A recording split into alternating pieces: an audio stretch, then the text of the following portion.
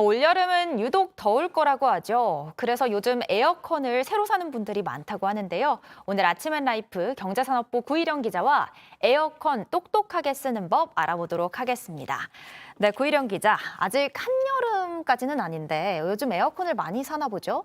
2019년부터 에어컨 사는 시기가 조금 빨라진 경향이 있습니다. 제가 대형 가전 유통업체에 확인을 해봤더니 해마다 4월부터 6월 사이에 팔리는 에어컨 양이 한 해 판매량의 절반이 넘는다고 합니다. 2017년, 18년도에 굉장히 더웠던 거 혹시 김하은 앵커 기억하시나요?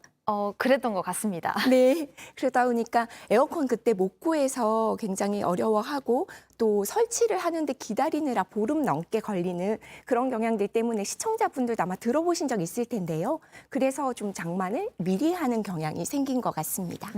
또 올여름엔 유독 덥다고 하니까 또 무더위에 대비하려는 고객들이 많은 것 같습니다. 근데 에어컨은 한 번 쓰면 오래 사용하게 되는 가전제품이잖아요. 그런데 있는데도 또 사는 건가요? 코로나 이후로 추가로 에어컨을 구입하는 가정이 많이 늘었습니다.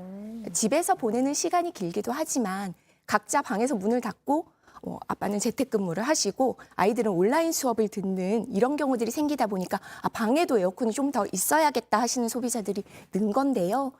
방방냉방이다 이런 말을 하시는 분들도 계시고 10년 전에 사라졌던 창문형 에어컨이 신제품으로 다시 나올 정도입니다. 창문형 에어컨은 어떤 걸 말하는 건가요? 워낙 옛날에 있던 제품이라서 보신 적이 없을 수 있는데요.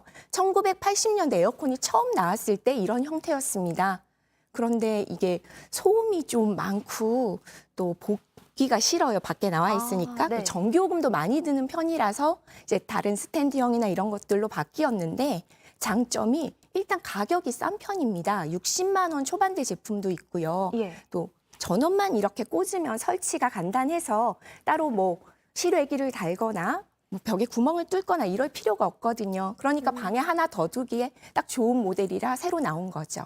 그렇군요. 근데 조금 전에 전기요금이 많이 나온다고 말씀을 하셨잖아요. 네, 그게 진짜 문제였는데 새로 나오면서 에너지 효율 1등급으로 맞춰서 나오긴 합니다. 근데 어쨌거나 무슨 에어컨을 쓰든지 간에 한 대, 두 대 더 늘면은 전기요금이 더 들 수밖에 없잖아요. 그렇죠. 오늘 리포트에서도 보셨지만 이 전기요금은 올해 오를 가능성이 높고 당장 다음 달부터도 오를 수가 있거든요. 예. 그래서 에어컨을 고르실 때부터 전기요금을 좀 아낄 수 있게 모델을 찾으시는 게 좋은데요. 에어컨 같은 경우는 몇 평형 이런 식으로 단위가 되는데 이게 내 방은 뭐 2평이니까 2평형 이런 식이 아니라 좀 더 크게 구입하시는 게 좋습니다. 내 평수보다 좀 더 큰 용을. 네네. 거실 같으면 서너 평 정도 큰 모델. 방은 차이가 많이 나는데 어떤 방이냐에 따라서 햇볕이 많이 들어오고 좀 단열이 안 되는 경우는 방 크기 2배까지도 에어컨이 큰 편이 전기요금이 싸진다고 하고요. 네. 그냥 괜찮다 싶으면은 한두 평 정도만 큰 모델로 구입하시면 되겠습니다. 살 때 그런 점을 좀 주의하면 좋을 것 같아요. 그렇다면 사용을 할 때 하면서 전기요금을 아낄 수 있는 방법도 있을까요? 아까 햇볕이 좀 중요하다라고 말씀드렸잖아요. 그래서 낮에는 커튼을 좀 쳐놓으시면 도움이 됩니다. 그리고 가장 많이 하시는 실수를 알려드릴게요. 예. 섭씨 26도 이런 식으로 희망 온도를 설정을 해놓으셨다가 그 온도가 되면 전기요금 나오니까 이러고 빨리 꺼버리시잖아요. 네, 저는 그렇게 합니다. 근데 그렇게 하면은 오히려 전기요금이 더 많이 나올 수가 있습니다. 그러니까 전기가 가장 많이 들어가는 게 희망하는 온도까지 내리는 그때거든요. 그래서 오히려 켜놓으면 그게 유지가 되는데 도로 올라가면 또 내려야 되잖아요. 네. 그래서 오히려 켜놓는 게 아끼는 법이라는 거 기억해 두셔야겠습니다. 전혀 모르고 더 나오는 방향으로 설정을 해놓고 있었네요.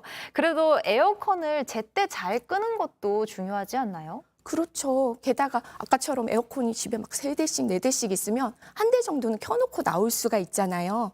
이럴 때는 앱을 활용하시면 좋습니다. 그러니까 가전제품 회사에서 에어컨과 연결된 앱 서비스를 하고 있는데요. 밖에서 내가 집에 들어가기 전에 켤 수도 있지만 나온 다음에 원격으로 끌 수도 있습니다.